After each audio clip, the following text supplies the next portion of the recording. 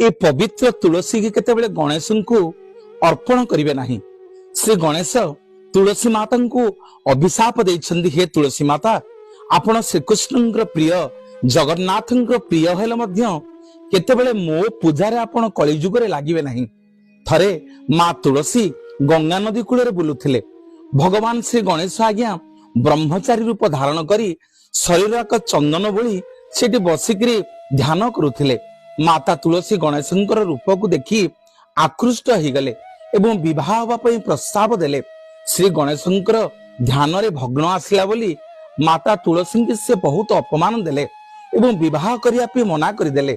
माता तुलसी गणेश को सेठी रागी जाई अभिशाप देले, हे गणेश तमे आज जो ब्रह्मचारी हबा को कहूच तमर दिने दीटा स्त्री हब, तमे जोड़े स्त्री की बाहा हब। गणेश मध्य रागी जाई तुलसी माता को अभिशाप देले जे तमे मर्त्य